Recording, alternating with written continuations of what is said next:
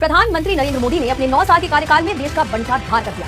उन्होंने अर्थव्यवस्था से लेकर महंगाई, शिक्षा, स्वास्थ्य के साथ साथ शांति और सौहार्द सब कुछ बर्बाद कर दिया। लेकिन उन्हें इस चीज से कोई फर्क नहीं पड़ता।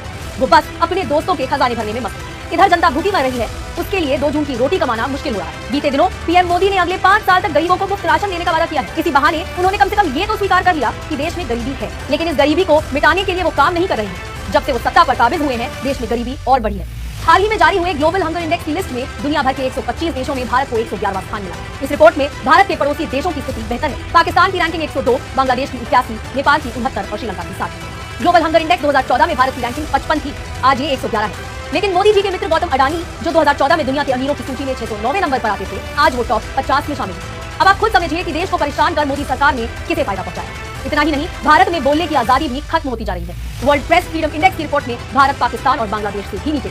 World justice project rule of law index में भारत 79वें स्थान पर है। मोदी सरकार के कामकाज के तरीके को देखते हुए ये कोई आश्चर्य की बात नहीं है। ये सूचकांक मूल रूप से ये देखता है कि किसी देश की सरकार अधिकारियों के मनमाने निर्णयों से चल रही है या कानून के शासन से। जिस लोकतंत्र ने नरेंद्र मोदी को इस देश का पीएम बनने का मौका दिया, उन्होंने उस लोकतंत्र को भी नहीं बख्शा। 2023 की वी डैम रिपोर्ट कहती है कि भारत का पिछले 10 सालों में सबसे खराब प्रदर्शन रहा। देश में निरंकुश सत्ता का शासन है। पर्यावरण प्रदर्शन सूचकांक में भारत अपने पड़ोसी पाकिस्तान से भी पीछे है। बीते दिनों आई एक रिपोर्ट के मुताबिक दिल्ली में सांस लेना एक दिन में 25 से 30 सिगरेट पीने के बराबर है। लेकिन क्या फर्क पड़ता है, मोदी सरकार तो जंगलों को अपने दोस्तों के नाम कर रही है ताकि वो अपनी तिजोरी भरे।